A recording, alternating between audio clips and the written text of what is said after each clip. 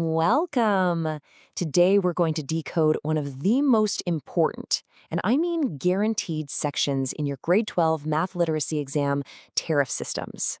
I know, right? It can look super confusing, but all these bills are based on a simple set of rules called a tariff system. And trust me, by the end of this explainer, you'll be an absolute expert at cracking them. So here's our game plan. We'll start with the basics, then we'll master the calculations, look at some real-world comparisons, and finally, get you 100% ready for that exam. All right, let's dive right in. First things first, what on earth is a tariff system? You can just think of it as a price list for a service. It's the rule book that municipalities and companies like Escom or Vodacom use to make sure everyone is charged fairly based on how much they use. Now, most bills you'll ever see are made up of two main parts. First, you've got a fixed cost.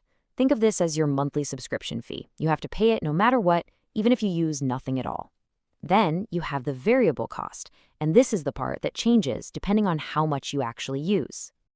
Okay, so not all tariffs work in exactly the same way. Let's break down the three main types that you are definitely going to see in your exams. So these are the big three you absolutely have to know. A flat rate is the easiest, one price for every unit. Simple. A two-part tariff has that fixed fee we just spoke about, plus a charge for what you use. And then the last one, the block tariff. This is the most important one for utilities like electricity and water. The more you use, the more expensive each unit gets. Right, let's really zoom in on this blocked tariff. This is the one that often catches students out, but I'm telling you, once you know the method, it's basically free marks in the exam. Okay, take a good look at this table. This is exactly what a typical electricity tariff looks like. See the columns? You've got the block, the usage range for that block, and the rate per kilowatt hour. Now, notice how the rate in that last column actually goes up with each block?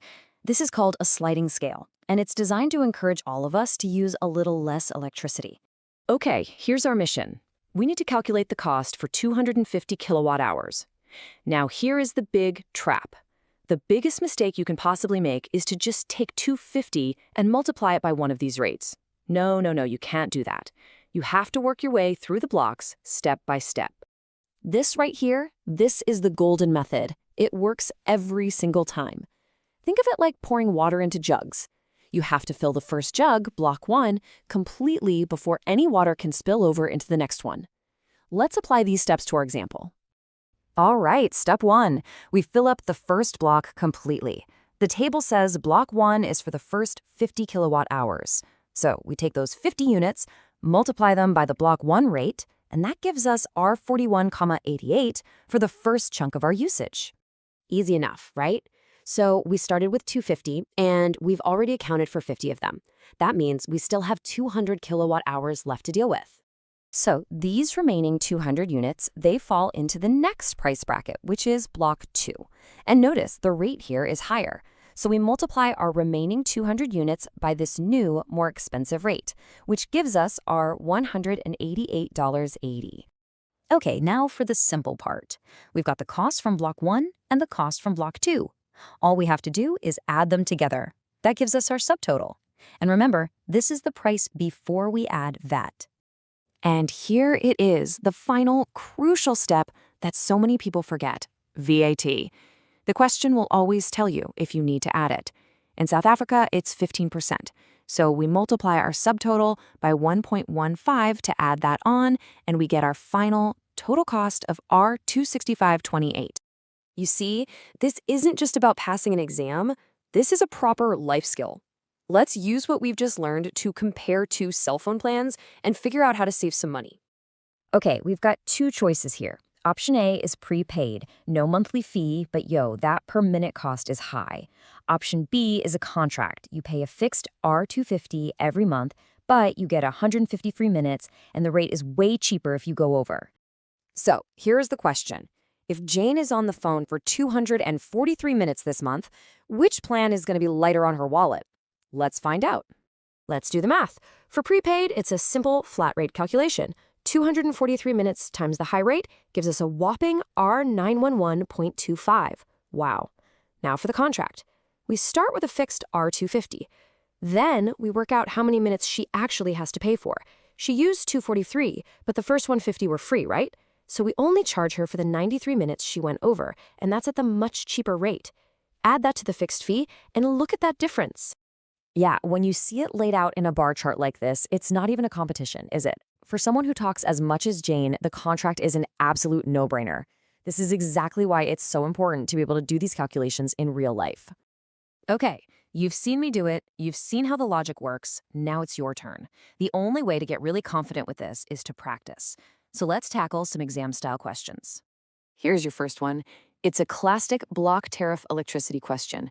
The George family used 250 kilowatt hours. You've got the table there with the rates. Your job is to calculate the total amount they need to pay. Okay, I really want you to try this on your own, so go ahead and hit the pause button right now. Grab a piece of paper and a calculator and work through the steps. I'll be right here when you're ready to check your answer. All right, are you ready? Let's mark your work. First up, block 1. That's the full 50 kilowatt hours times R 0.76, which gives us R 38. Next, what's left over? 250 minus 50 leaves us with 200. Those 200 fall into block 2, so we multiply them by the block 2 rate of R 0.97, which is R 194. Finally, add the two costs together. R 38 plus R 194 gives a grand total of R 232. How did you do? If you got that right, well done. Okay, before we wrap this up, let's just quickly go over the most important points to remember so you can absolutely smash these questions in your exam. Please take a screenshot of this, write it down, do whatever you need to do. These are the silly mistakes that cost students marks every single year. The biggest one is that first one, applying one rate to everything. Don't do it. And the other big one, always read the question carefully to see if you need to add that. And that's really the main takeaway here. These questions are not designed to trick you, they are a system. If you just calmly follow the steps that we've practiced today, one by one, those marks are yours for the taking. I promise you, tariff questions are a gift in your math lit exam. You've got this.